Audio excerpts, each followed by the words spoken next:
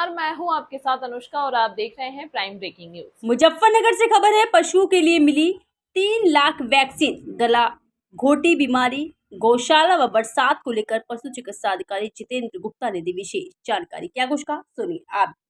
हो चुकी है, क्या तैयारियां पशु विभाग की है आपके द्वारा? देखिए, बरसात की ऋतु में जो है सामान्यतः जो है जीवाणु और जो विभिन्न रोगों के रोगाणु होते हैं वो जो है उनके स्पोर्स, उनके अंडे वो सब हैच होके जो है जीवाणुओं में बदल जाते हैं। और पशुओं में जो है माइक्रो ऑर्गेनिज्म जनित यानी जीवाणु और बैक्टीरिया, विषाणु, इन रोगों से इनके इन्फेक्शन से होने वाले रोगों की जो है बहुतायत हो जाती है।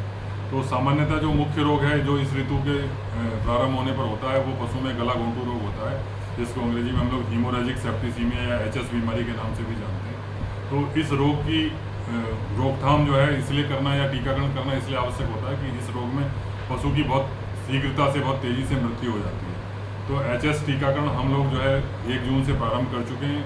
हमारे जनपद को 3,03,000 एचएस वैक्सीन प्राप्त हुई थी जो है, जिसके क्रम में 31 अगस्त तक हम लोग लगातार टीकाकरण करेंगे। जो है अभी लगभग 80,000 पशुओं को जो है पूरे जनपद के हम लोग टीकाकरण करा चुके हैं और ये अभियान हमारा सतत चल रहा है। और भी वैक्सीन प्राप्त होगी जो है तो से समस्त पशुओं का टीकाकरण कराया जाएगा।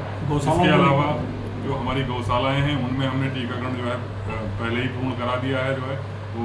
और इसके अलावा मौसम में बारिश में भीगने से भी कई बार पशुओं को ठंड लगने से या इन्फेक्शन होने से बुखार आदि इस तरह के रोग हो जाते हैं, निमोनिया वगैरह हो जाता है। तो उसके लिए जो है समस्त पशु चिकित्सा अधिकारियों को जो है सतत गौशालाओं का भ्रमण करने हेतु निर्देशित कर दिया गया। कहीं जलभराव की स्थिति ना हो, इसलिए खंड विकास अधिकारियों को और ग्राम पंचायत अधिकारियों को भी जो इस संबंध में अवगत कराया गया कि अगर कहीं जलभराव की स्थिति गौशाला के रास्ते में या गौशाला में होती है तो उसको तत्काल ठीक करा लें।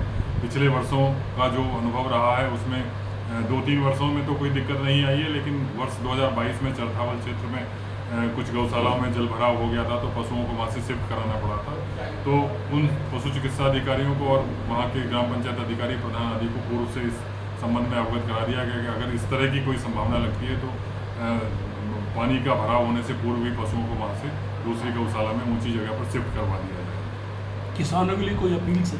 किसानों के लिए अपील यह है कि अगर हमारे जो चिकित्सालय हैं वो जो है 8 से 2:30 बजे तक संचालित रहते हैं। अगर किसी का पशु कोई बीमार होता है तो वो पशु चिकित्सालय में संपर्क करके अपने पशु का इलाज करा सकता है। इसके अलावा अगर पशुपालन विभाग की टीम टीकाकरण के लिए घर पर नहीं आती है तो आप स्वयं अस्पताल पर संपर्क करके अपने पशुओं का टीकाकरण सुनिश्चित करा लीजिए, क्योंकि आपकी स्वयं की भी जिम्मेदारी है कि आपके पशु का टीकाकरण हो जाए और वो रोग से बचा रहे।